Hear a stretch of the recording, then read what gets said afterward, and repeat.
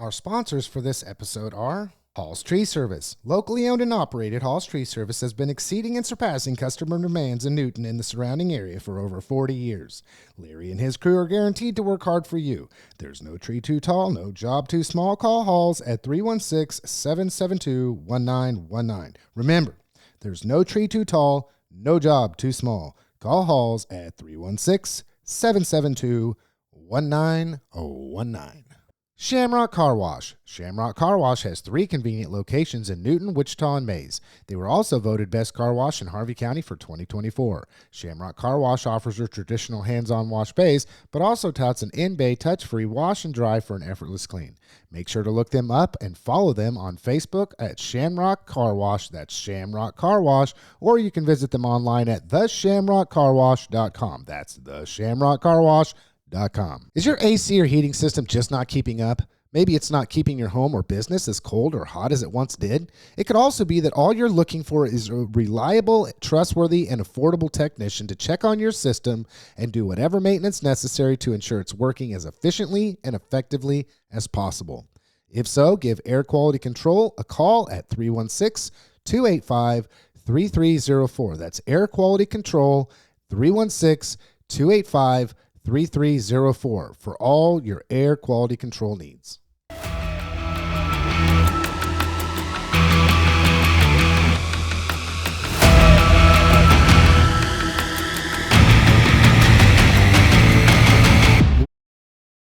Well, hello everybody, and hello Andy and Chad. How is your guys' wet week this week? It's been a wild week. Let me tell you, you have not lived until you have tried to eat a turtle sundae from Freddy's while riding in a car with Andy, and he's trying to eat one while driving. I'm telling you, you just haven't with a spotlight in my hand. Yeah, with a spotlight. And thank you very Driving much, with his Andy. knee. That was I'll tell you what, it was a scary Saturday night for a lot of reasons, but Andy was a ray of sunshine on that Saturday night. So yeah, it has been a week, and I'm gonna apologize to viewers right now for my casual dress. I was Quit it. You're a little bit of Hawkeyes. a little bit of in a little bit of a rush. So it's for me, it's casual podcast day. I'd stick a beer here, but it's 10:30 in the morning, and I don't drink before 6. It's 5 o'clock somewhere, Chad. We need to start pounding down. I mean, we need to come out here, have a podcast, and just get rid of a case of beer while we're at it. No, not at 10:30 in the morning. Not for me. So. Oh, okay. Well, even when I'm in a place with palm trees, do I not drink at 10 in the morning? Even if. Now, Vegas, maybe once or twice that I maybe had something early like that, but that's just not my style. But anyways, crazy good week. Very busy week as we are all kind of running a little behind today. So sorry, Lance, on that. And thank you for your grace on that. But getting here and trying to get moving. But there's so many things falling. We've got summers in full effect in the Ortiz household, on top of all the activities and the groups and things I get to be a part of in this community.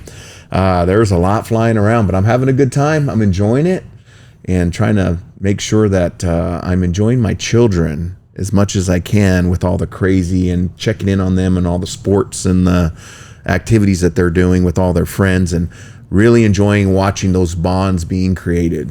It's really cool to watch. Yeah, cool. Okay, on me. I was going to say on the program, Chad cursed me with his car problems. He did. He cursed me. Chad talks on the program often, it seems, in the past anyway. If you watched any of the episodes in the past, that man, car troubles, when we've talked about it, when they come, and one of my vehicles is malfunctioning, and I'm like, oh, the stress of all that. And then I just for me, I just called Conklin's, because on multiple occasions Conklin Cars has been right with me, honest, done a wonderful job. Call Conklin's, get it in there. They're automatically communicating with me right out the gate, trying to troubleshoot what it is. Of course, the vehicle's under warranty, so there's not a whole lot of problems there, but just this relationship that now has been established between myself, my family, my family's cars, and Conklin. And I'm here to say they're firing on all cylinders, 100% satisfaction. If I fill out a survey right now, I'd tell you on all levels, they communicate well, they work with you. There was even a point in time where they're like, hey, we got to stop here. If you get a chance, come down here, come on in the shop. This is what we want to show you. This is, and I'm thinking, you can't beat the customer service. And every time I've gone there, they've worked the problem out. They've done a good job. So I just got to say, if you have a vehicle, you're having vehicle troubles, if you haven't had the opportunity to utilize Conklin, you just need to give them an opportunity. I really believe that. Advertising spots are available. Yeah.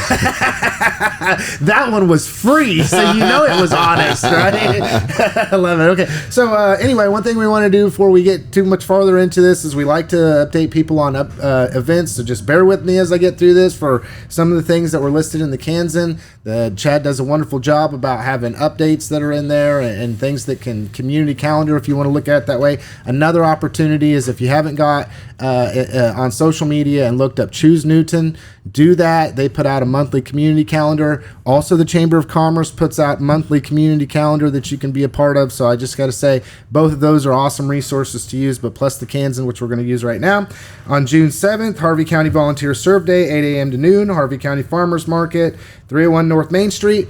Go to the farmers market, check that out. That's local produce. It's good. It's probably the best thing you're going to buy all year long when it comes to fresh produce that you can buy, plus you're supporting local farmers, really, and then people that are just hobby farmers, if that's the case, or whatever they like to do, that's their passion.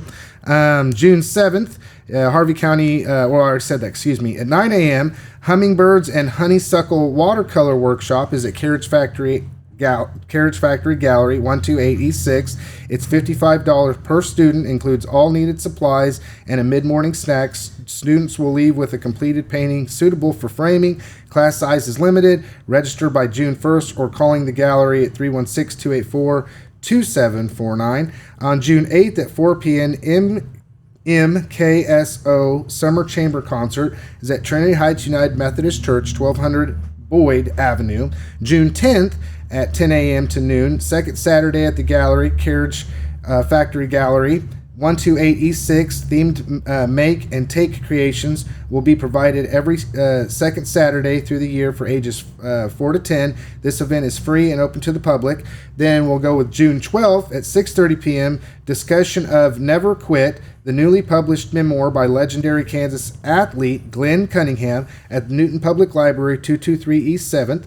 And then one more, we'll just do it, this will be the next Saturday, obviously, June 14th, 8 a.m. to noon, Harvey County Farmers Market, 301 North Main Street. Make sure and get out there and see the farmers market. And then without further ado, Chad, what is going on in the Kansan? What's going on in the Kansan? Lightning speed? Yeah. Mm-hmm. Yeah, I reached ludicrous speed this week. So, yeah. Mm-hmm. My helmet is dented. But... so you want a couple headlines? Is that what we're looking for? Well, I noticed a couple headlines that I'm interested in having you talk about. One, I know... Are they sensational? Well, they kind of are, given the fact that we just talked about this content on the Less podcast. Maybe because of what is going on. Yeah, the two things, Chad, It's Party On at Pete's Puddle. Uh-oh. I mean, that's the big one. I mean, that's one of the big ones. There was a couple big ones on the same day. And I actually think that my Pete's Puddle story for print is actually going to get held because, I had too much to deal with going into that Thursday print. But, the bottom line is that this week the representatives of Pete's, along with Karen Rothy, the planning and zoning director, asked the commission to reconsider the conditional use permit that they... It's really confusing, but as I read and looked back, I don't think they actually voted on a couple weeks ago.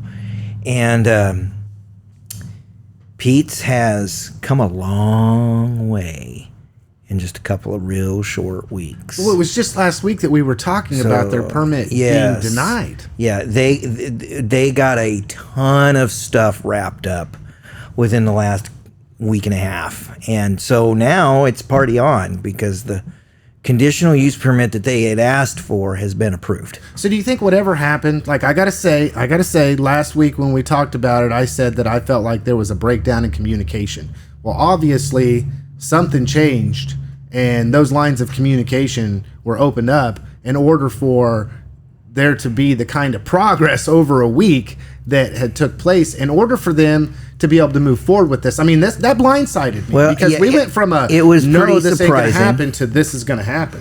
It was very In a week. surprising. I mean, as I sort of read the tea leaves, because they said multiple times. I say they. Chad Anderson, the owner, said multiple times, "We're working on this. We're working on this. We're working on this." Well, I think they finally got to a point where they were able to complete stuff and turn in paperwork and documentation showing, hey, we actually got this taken care of. Yeah. Yeah. One of those projects was kind of a big one, and so that's really what I think kind of happened. And I'm glad it did, because they still have the outstanding water permit from the state water office, and everybody is in agreement. There's no making those guys move any faster. It's going to happen when it happens. There's not much anybody can do. And they still have some outstanding permits for construction that has been done on some of the tenants' properties down there.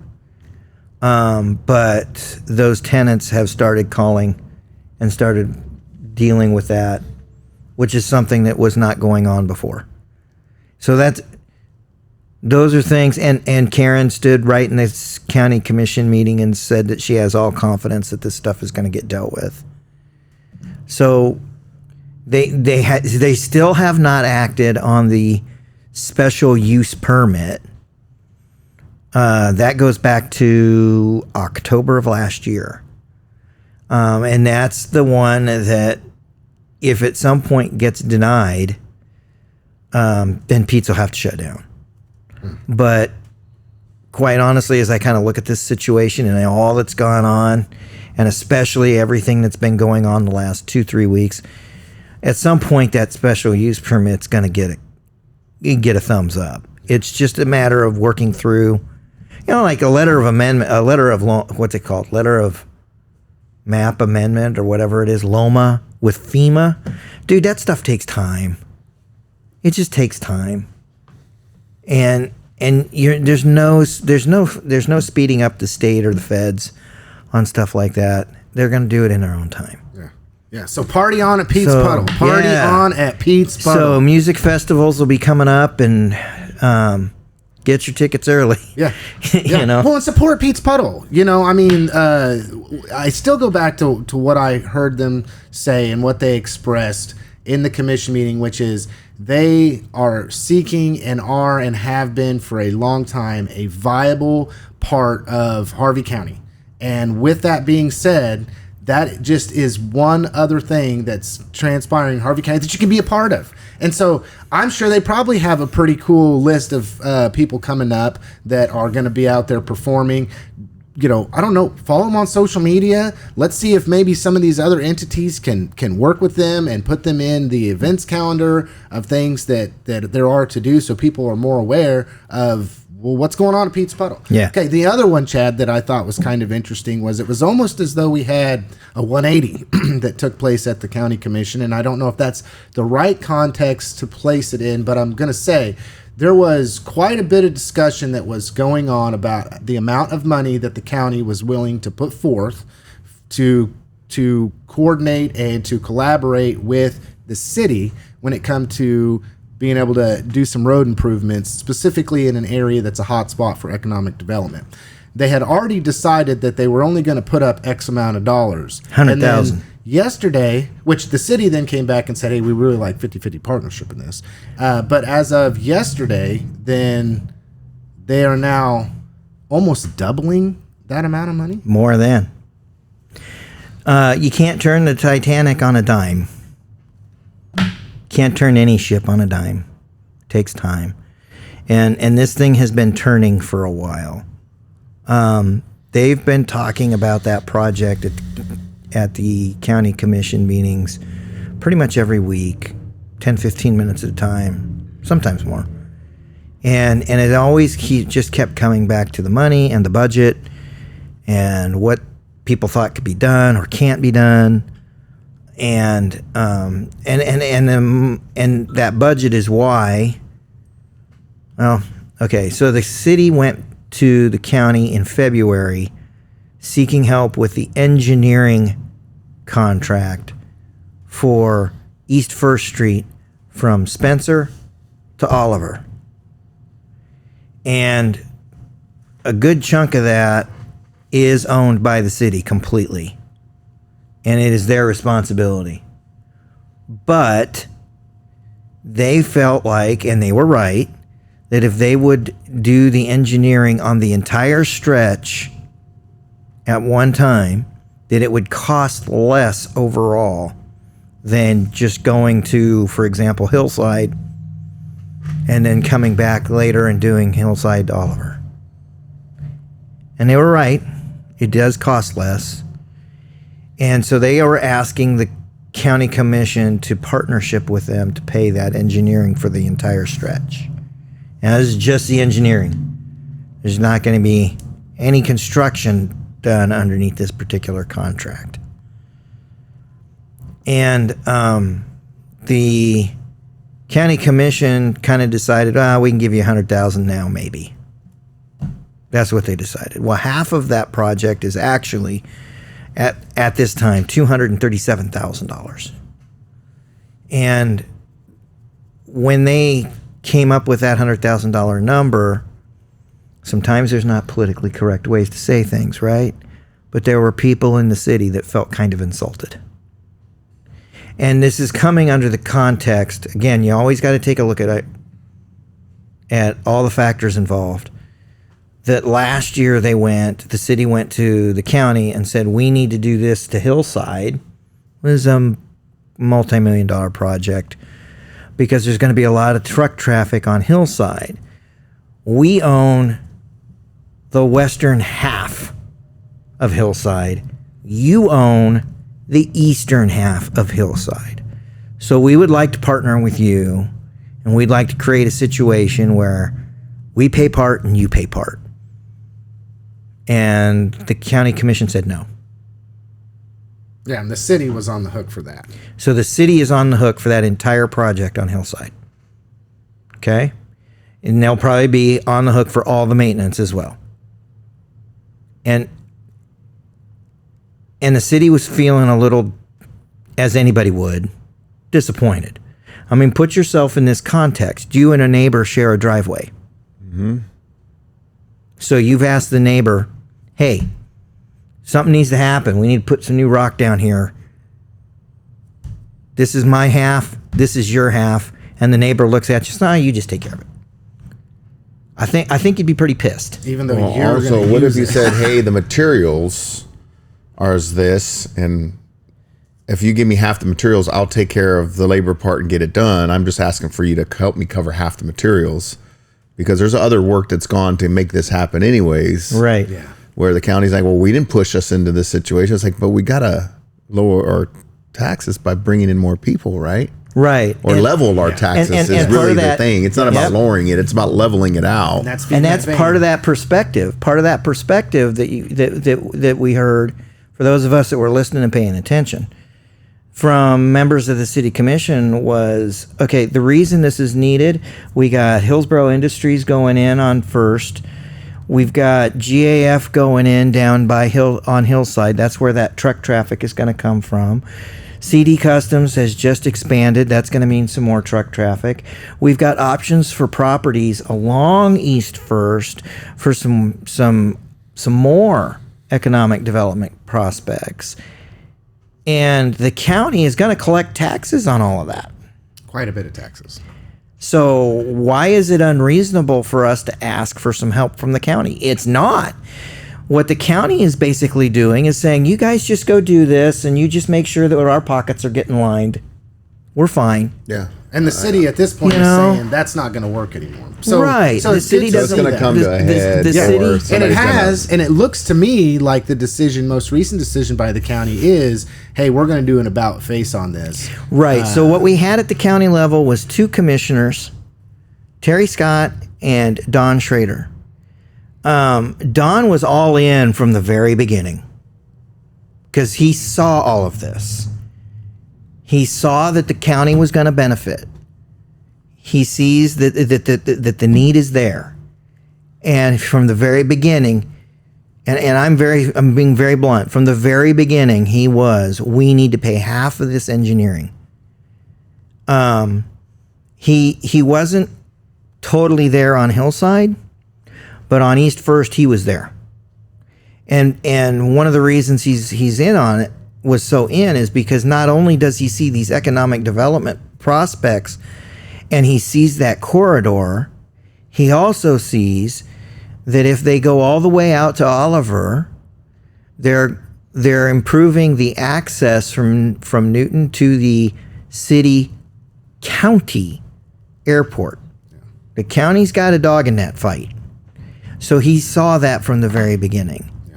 I don't know that Terry saw it from the very beginning, but she caught on really quick. And the two of them kept the conversation alive, understanding that the city was feeling underwhelmed by the appropriation of $100,000. And understanding that come hell or high water, at some point, something's got to give on East First. Well, I mean, and I'll tell you, okay, and while we move on here, but I want to say this, and I mean this in the nicest possible way, no reflection on you guys at all.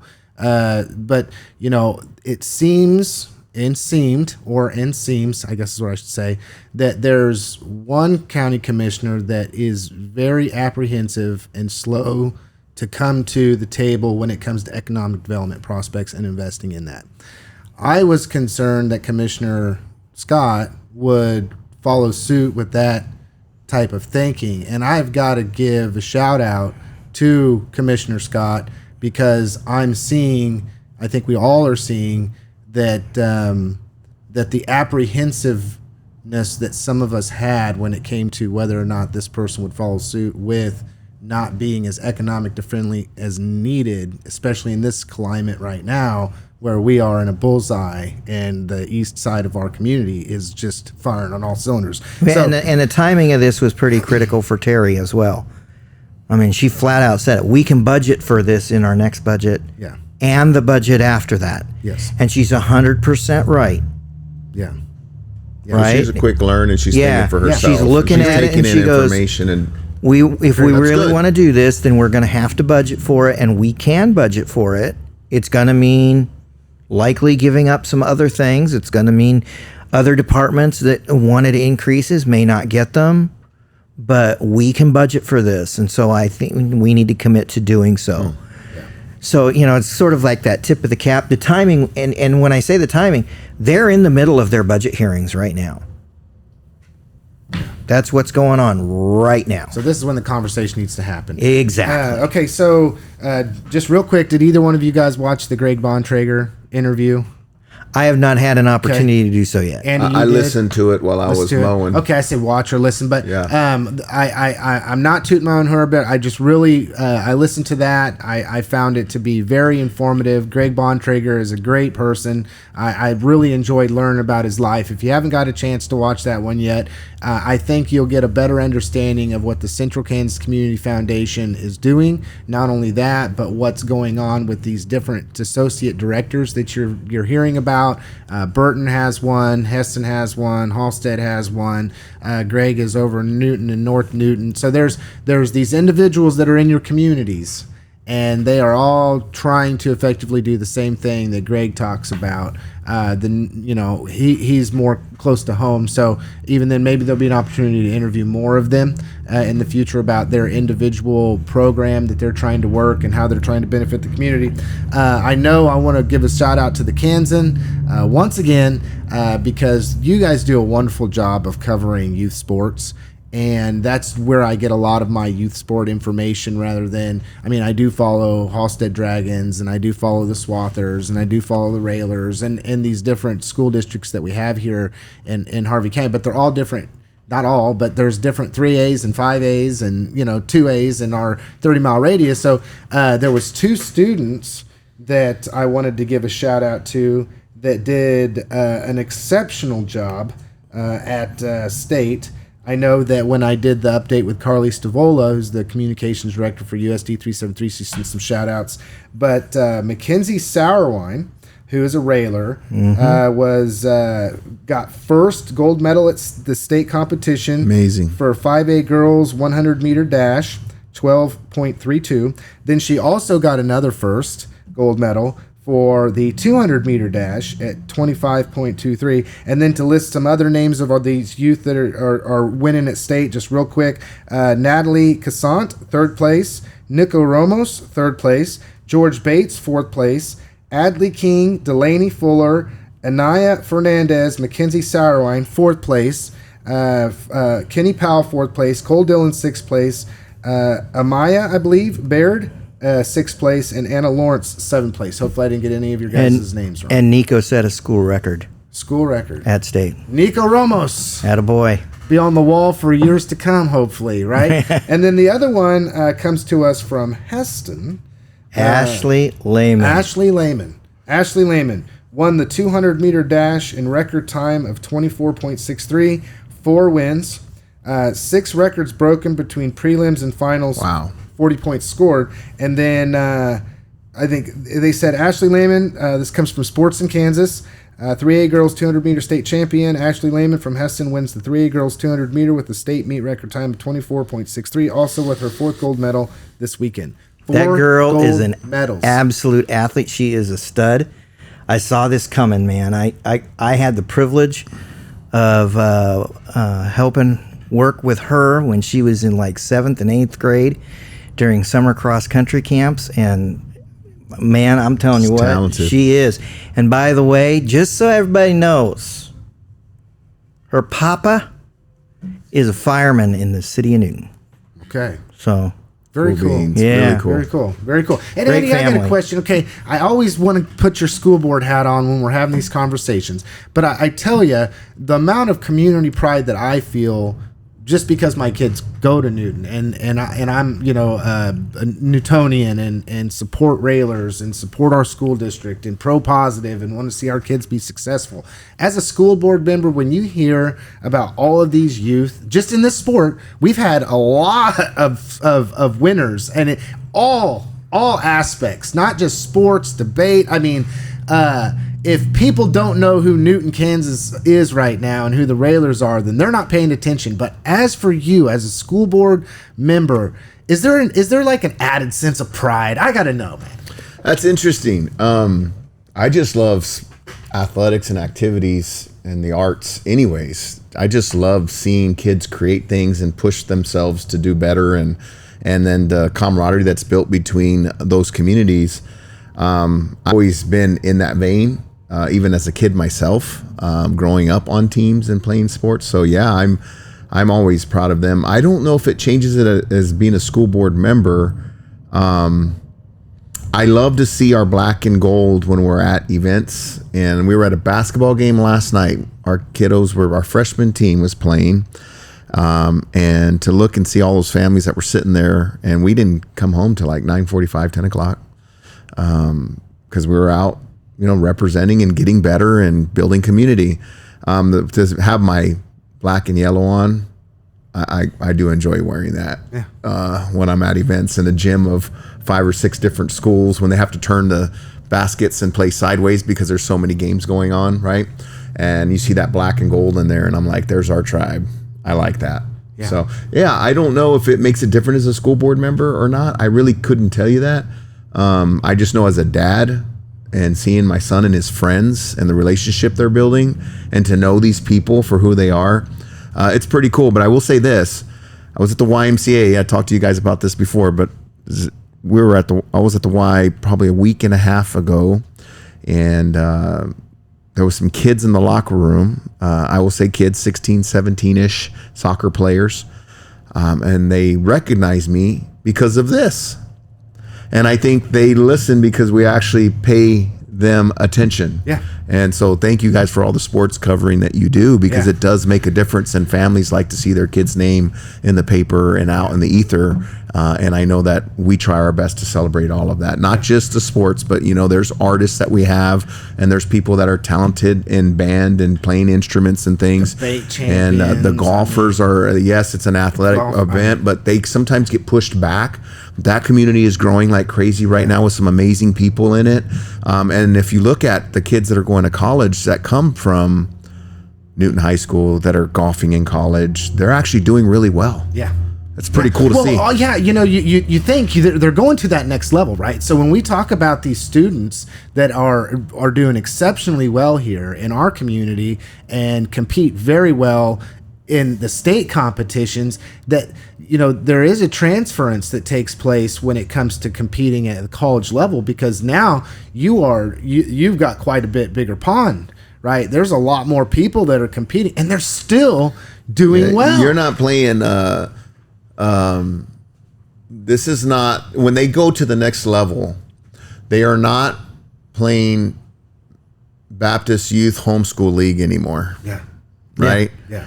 And to the point of a Wyatt Hendrickson, our Captain America. Yeah. I mean, we have kids performing at that level that come from here every single year. They're leaving here and they're going out and they're making a mark in all their different endeavors. And even if they're not the Wyatt Hendrickson, which we have them. We do. We have them. They're pretty dang close, and that's awesome. Yeah. Because we have academic scholars out there doing amazing things that most of our community has no clue what they're affecting in this world. And it's all coming out of our little city. Yeah. It's pretty neat. Yeah. And the announcement of the Newton Kansan Athletes of the Year is coming very soon. I gotta say, people, They sent out. Drum roll. I got on there. I gotta tell you, this is almost every publication owned by Cherry Road Media is doing this. Now, let me give you and this. they sent out all the results for every publication just this week. So I know who they are. We have a lot of great tell athletes anybody on there. yet. Chad. We have a lot of great athletes on there. But I can tell you that maybe we after can cheat looking a little through, bit, 'cause we have a little more volume. Yeah. well, we do. I'll get out there and take But that I can 5 times. I can tell you. I've got 5 different emails. Well, you got some loyalty to Heston. Yeah. Well, right? there is that. Yeah. I always like to see Heston do well. I do. I Yes. mean, I've And honestly, I would if I were voting right now, I probably would have been voting for Ashley Lehman. But the voting is already over. Yeah. And so it kind of sucks that voting was over for leak that. a little bit? yeah, anything. No leak? Right here on I the will program. leak you. For the I will first leak time you ever. 2 things. I will leak you. We're getting I will something. leak Dad's That's rare. stroking that ego. I will leak you 2 things. Number 1, both of them are from Newton High School, Okay. Ooh. Okay. and unique to us. There is not a football player, Really? and they both come from the same sport. So congratulations to Newton High School. Seriously, it's a big deal because I went through the results for everywhere, and we are really unique. And I'm so incredibly excited. I can't wait for that stuff to drop. Yeah, and I once again, I got to go back to it. If you're wanting comprehensive sports coverage, Mark Schnabel with the Kansan does a great job. If you don't do anything but subscribe to the Kansan simply so you can get the stats breakdown and the sports coverage that otherwise you're not going to get. I mean, there is so and much. by the way, you can't even cover it all in the program. We have to do an entire sports program. It's a lot of work. Yeah, just to be it able to get is. that And done. I'm going to make a little bit of a plug, okay? If you subscribe to the online only, you'll actually get it before it gets to print. Ooh. You'll get it quicker. Mark turns that stuff as quick as he can possibly turn it. Yeah. Yeah, and I see those updates always coming So, out. That's how I read it, and it's like, okay. I'm just telling you, get Go online, stop killing trees. Yeah. $7 Stop killing for trees. $7 a month. You can get him all of Mark's stuff a little quicker. And everything the Kansan offers. Yeah. Right? So, I mean, obviously. Well, news-wise, I kind of space things around a little bit. Some things just aren't pressing. Well, but whatever's in print is also online, or whatever's online is also in print. Eventually, it'll hit the print. Yeah. Sometimes it's got to wait for space. Yeah. Well, it's immediate thing. So, I'm a fan of online. I'll give you an example, and this is something that I wanted to talk about on the program this week. Anyway, I'll give you an example of something that had to wait for its opportunity. Wedgwood Golf Course celebrated their 40th anniversary on Saturday. I went down, played 18 with my two sons and a buddy from one of my friends. My son's friends in the freshman class. So, I was down there with 3 teenagers, and it was the part of the day that wasn't fun was just that constant slow down with the golf cart. Slow down with the golf cart. But it was a heck of a lot of fun. I got to spend with a couple of minutes with the mayor because he was there as well. He doesn't play, but he decided to come hang out for the anniversary. Cool. The course was really busy, and it was really fun. Very cool. So 40th anniversary. So there you go. This is another sports thing, right? Yeah. So, but I did write a little bit of something on it, and it wasn't able to fit on Tuesday because we had so much stuff, including state track. Well, I'll tell you, I'd almost love to have a sports section just for HCTalk to be able to coordinate. I love it. Okay, so the next thing we got. Okay, I know you guys know that it rained, right? Is everybody aware that it rained just a little bit? So I literally almost couldn't get out of my house because I have a little interesting a pond. They call it the mini lake. And it veers off over to, I have like a little bridge when you come in my property. And there's a spillover that goes off to the right on the other side, and there's a dip. So when it snows real bad, it likes to collect in that area. So it makes it a deal to get out. So I have to literally have a tractor or a skid steer to come move that out, and so I can get in and out of the house. That's how bad it gets. Well, imagine that with water, running water, that can possibly take your car down the way and into the creek that we have that runs through here. Run it. Because it's a creek fed pond, right? Which is awesome in some ways until the rain comes like it did yesterday. But I went ahead and chanced it. And I got through it, so we're still here. And all your electronics in your vehicle are still working. Yeah, right so today? Far they're good. So far, yeah. But it was pretty bad. Yeah, there's been a lot. I mean, 4+ inches of rain, from what I understand. In a very short actually, period it of was in Newton over Monday and Tuesday. The rain station in Newton for Kokoraz had 3.82 inches. Put that in perspective. That's within an inch of our normal June in about a day and a half. So yeah, we got some rain, and we were almost waterlogged when it started. So now, amazingly enough, the drought monitor is still listing us as abnormally dry. The new listings are supposed to come out tomorrow. I hope they change. Yeah. Well, and then in the forecast, I think we have a bright sunny day today, and then there's rain in the forecast for another. A little bit of rain. Yeah, a little bit of rain on Thursday. A little bit of rain on Saturday, which kind of sucks because that's my parents' estate auction is Saturday.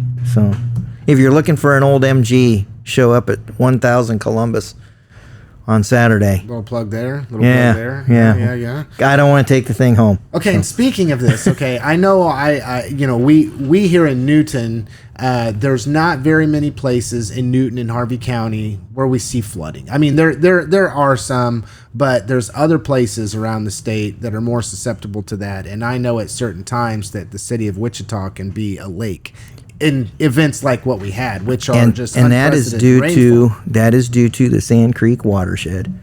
And here's this. And thank God that got built. And I'll go here. So get this, guys. Okay, KWCH 12 News reported this morning that Sedgwick County said it received nearly 2,000 calls in the last 24 hours and responded to 119 water rescues as of 7:30 p.m. Yep. I mean, that's incredible. That is incredible. That's a hard day on the first responders. I mean, 2,000 calls. And imagine prioritizing those depending on the situations they're in, the age of the people that are in those situations, the I mean, that's a lot of juggling, Yeah. a lot of stress for people that serve. Well, and we often think of like the severe weather that we think about in Kansas in this area is not necessarily floods. I mean, it's tornadoes, it's ice, and different times of year. But flooding is not one that comes up on the radar very often. And Unless you're in Halstead. well, yeah, of course, yeah. know. I wonder what that was like. I didn't see anything I haven't heard, coming out of Halstead. I haven't heard anything out of They Halstead. closed would the think. gate, we would have heard. Yeah. I mean, that's surprising. Maybe sure they they were just kind watching of it like a oh hawk. yeah, Oh yeah. And it's not done yet. I mean, it looks like it's going to be slowing down. And Yeah. there for a while, Sedgwick had some trouble too, but they've put in some new water control there on I think the north side of town to kind of abate some of that. trying to figure out a way to manage that because I know there was some times in the past Yep. where like Ridge Road or something would be okay. Something else. This is kind of fun here. As I'm watching social media and I'm watching all the floods and then gauging and all of that, right? Then all of a sudden, over the last couple days, I don't know if you guys have caught it, but there's a question about whether or not there's a mountain lion coming into the city of Newton and what that might look like for our community. Okay. And right now it's in its early stages. Okay. So the question then becomes, does Newton, Kansas have a mountain lion that is coming in to the north side of Newton for whatever the reasons? But there's people that have said they've caught it on their video camera, but yet that's kind of hard to tell. I saw that footage. Right? I mean, if it's not a mountain lion, it's definitely a big alley cat, right? And then you take like somebody says, I do got a chest. It's like it's a bobcat. It's a bobcat. Well, it looked like it had a tail to me, and maybe I'm wrong. I was going to Google this before I came in, but I'm pretty sure bobcats really don't have that long of tail. I think that's where the name of Bobcat comes in. But I'm just going to say it.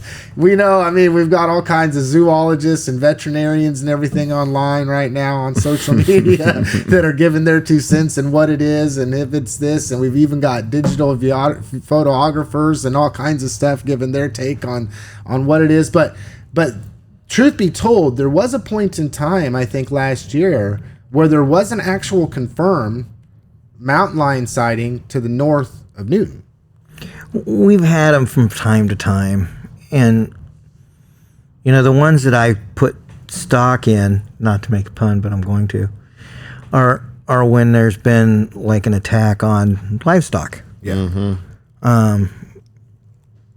I don't know. I watched the video this morning, and I just to me it just looked like a big old cat, and do not underestimate how big a cat can get. Yeah. Then I'll say this too. Shoot, for years my neighbor had a 20-something pound cat. Yeah, and for argument's sake, I will take this. Having lived out in western Kansas and seen plenty of mountain lions, okay, they're not necessarily always as big as people think they are.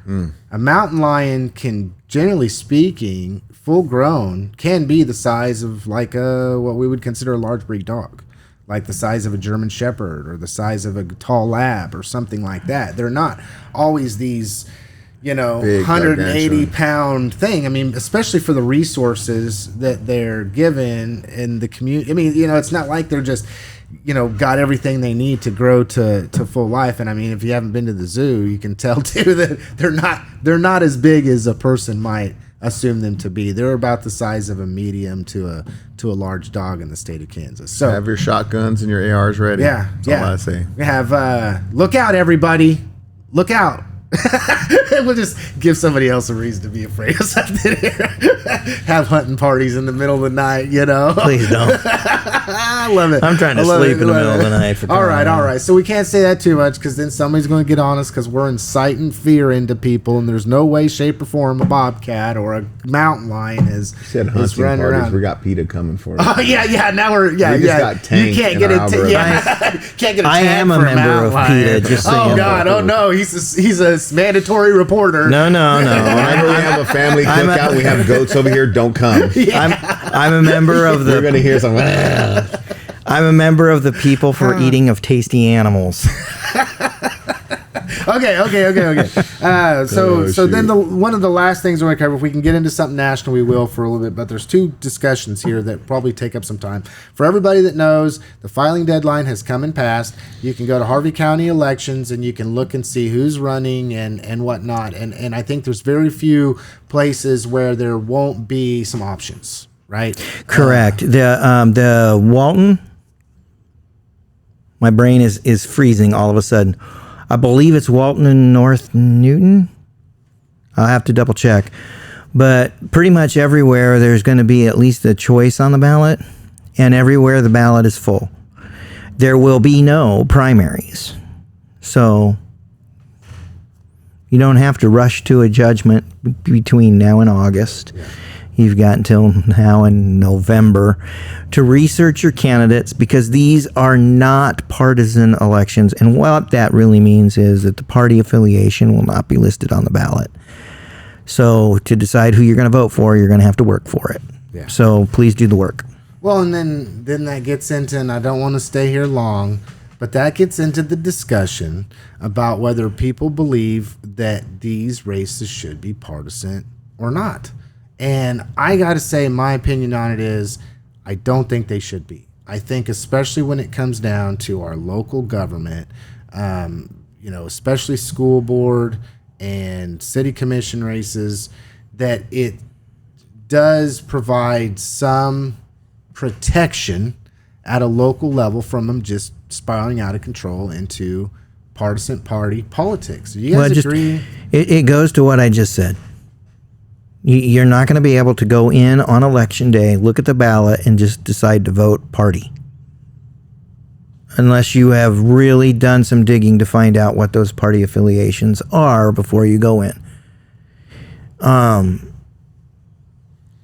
Honestly, I am staunchly opposed to local elections ever going partisan, because I personally I've always been this way.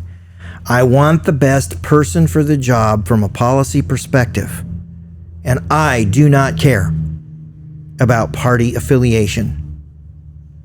And the purest form of that is our local elections, where those party affiliations are not listed on ballots. I'm going to blow the lid off you, Chad, because you know what I'm going to do? I'm going to go and I'm going to make up a thing here, probably take the Harvey County Elections the image that's got every single person for every single race. I'm just going to go through there and I'm going to find out their party affiliation. Well, and I'm going to just be like RD, and so just circulate it. In some of those elections, I could sit here right now and point them out for you. It's not a big deal, but I say what I say about not wanting to be partisan, but it would be kind of facetious just to go through and see how much effect it has on people. If you go through it does. I mean, I don't know what the game is. I mean, it totally affects it, and that's the problem. Is we've gotten so blind about who we're bringing in to do these things. And I wrote something the other day that really stood out to me as I was reading this book, and it was talking about some leadership stuff, and it basically unserious people that get positions of making decisions. They want to be seeming to be doing something without the difficulty or risk, or risky work without consequences or taking the hits. So and I just wrote that off quick because I was listening to a book and mowing, and I stopped and I put that down as my thinking. But it's basically, you have people that want titles that are unserious, that don't have any experience of leading anything, but they have a itch. And a lot of times it's a personal itch for whatever reason. Ego. Yeah. Something. Relevancy, validation, identity. And they see somebody and they go, I want to be more like that. And then they go on a track to be that person, not even knowing who they really are. And they mimic and they borrow and they create this persona, and they get in these positions of power. Because it is a position of authority. Authority, 100%. Yeah. It is. But they do it for not the reasons of wanting to serve. That's what I've seen, and I've seen it and firsthand, and it's like, wow. Or they get one. We call it the one issue candidates. Yep. And they let that propel them. So there's a lot in that message that turns people on and all that. But most people are blind. I was listening to some guys today at the barbershop when my son was there.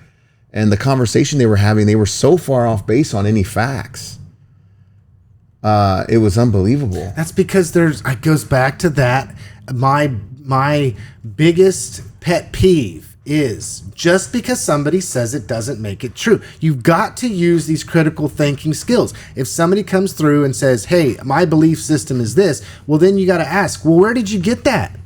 How do you not in a negative way, but challenge that. Like, do you personally challenge yourself? Why do I think the way that I think? Why do I believe the way that I believe? Where is this?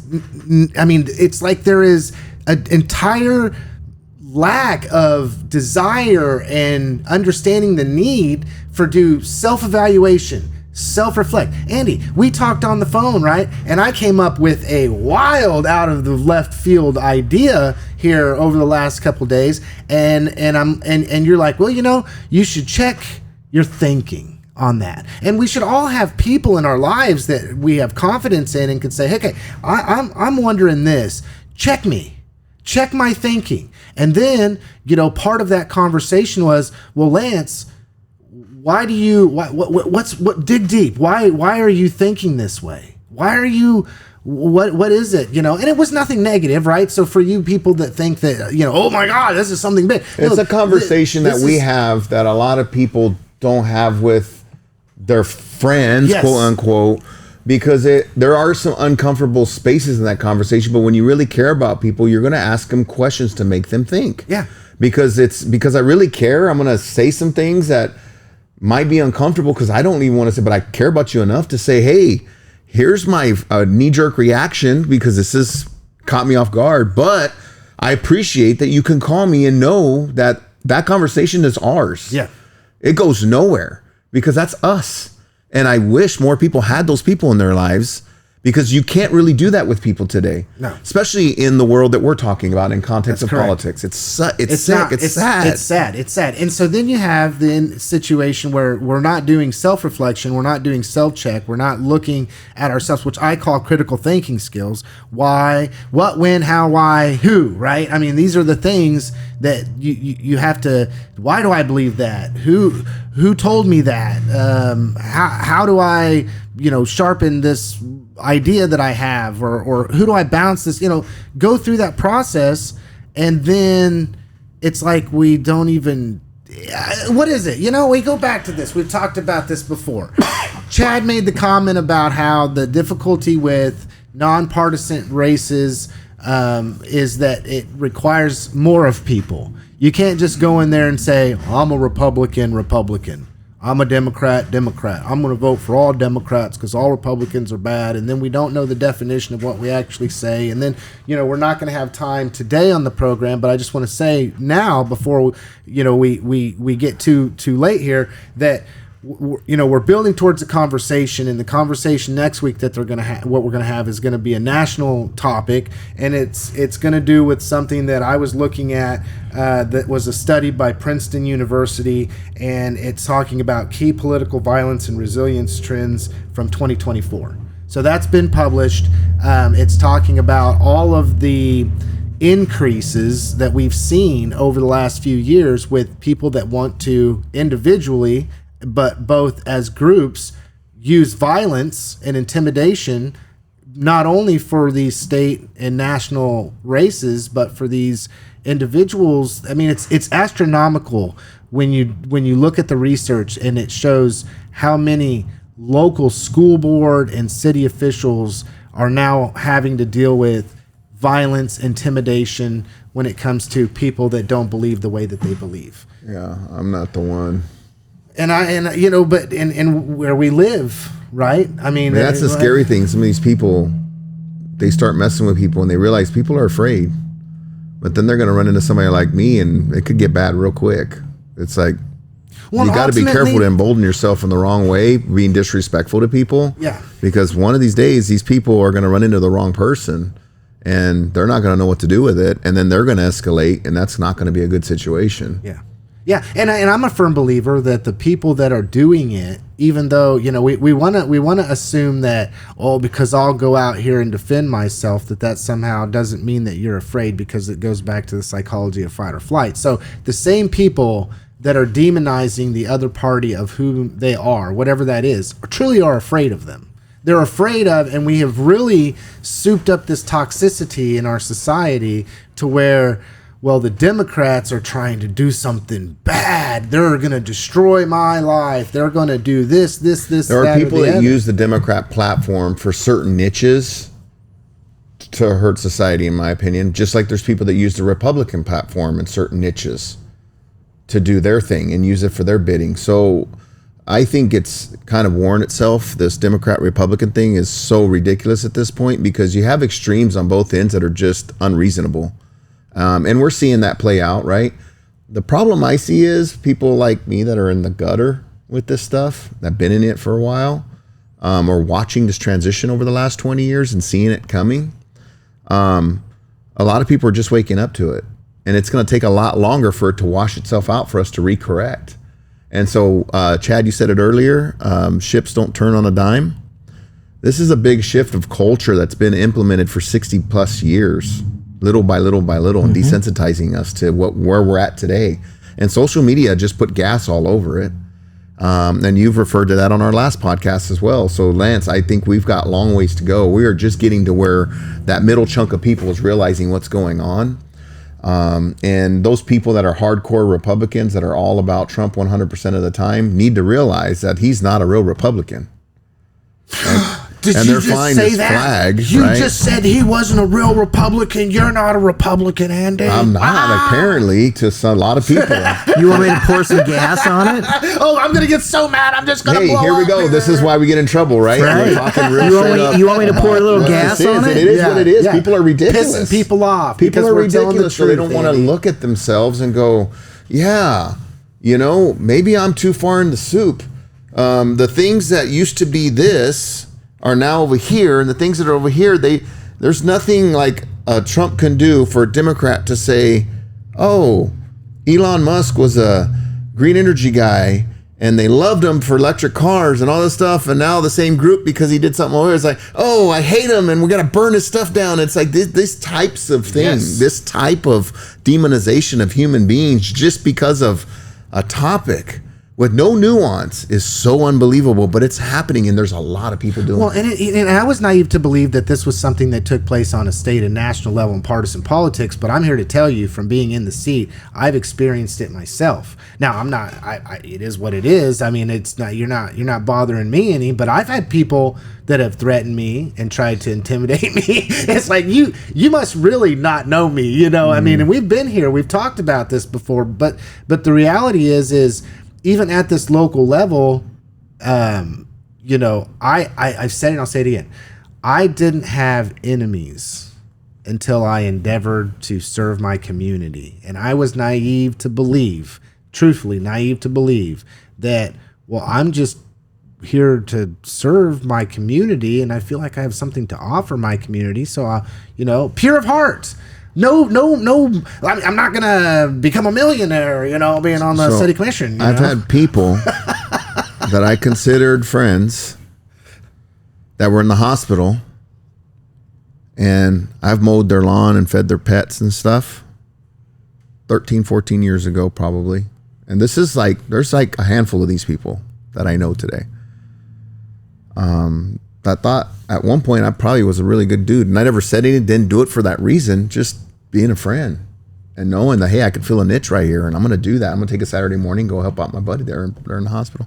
They hate me today, unfriend, all that kind of stuff, because I'm too conservative for them, and they put the label on me and want to put me in a box that they think it is. Yeah, whatever. And never have a conversation with me about it. Yeah, but hate me. And it's so unbelievable how that has happened. So I totally feel that. And now as a school board member, I pissed off everybody I know at least once, right? I mean, there's no way not to. My phone rings a lot less. Yeah. which is not all bad, but because usually when it rings, somebody needs something, right? And that's okay. But it speaks to the political climate, and then we've got people say, "Oh, well, you don't want to talk about politics," and "Oh, politics are so bad and dirty," and it's like whether we like it or not, it's here. It's always going to be here. Here's the thing that really gets me: if I have 100% on a meter, I've only got mine at 30% for me. Yeah. If I was to really turn it to what I think we need to do, I mean, I'd have 5% of people that want to deal with me. And I know that, though, because I'm self-aware, but I'm shocked that people are so soft and weak that we can't even test the 50% on them because they break. I've had people break around me at 30%. Imagine if I gave them what I got. That's wild. Yeah. People are soft. Yeah. Yeah. Well, it just goes, I mean, we've got this and we're coming to the end of the program, right? So, I mean, we're out of time for today, but I think next week when we talk about the increase is in threats and political violence and people literally, you know, we just had something recently here happen, not to us, but in Boulder, Colorado, where somebody that was anti-Israeli, now they're calling a terrorist, went to a pro-Israeli rally and tried to light them up and was planning on doing this for over a year, right? So then you go and you think my violence is justified because of my ideology, and we've really got an issue here. And then there's Chad. And we have Chad that gets hated because Chad doesn't write stories that are slided, honestly, to what I mean. You write the truth, Chad. Well, you know, and when you write the truth and you tell the truth, there's no man hated more than one who speaks the truth. Believe me. Well, yeah, and I haven't had the conversation recently, but I've had the conversation, you know, with local politicians. They love to tell me that I made them look stupid. My response when I hear that is always the same. No, you did that to yourself. I did nothing. I mean, damn, you didn't get any friends out of that one, Chad. That's what I do. It's just like, and part of the reason I haven't had that conversation in a while is because people have decided to just not be quite as confrontational with me. And that's fine. Seriously, because I've gone through some pretty rough times, right?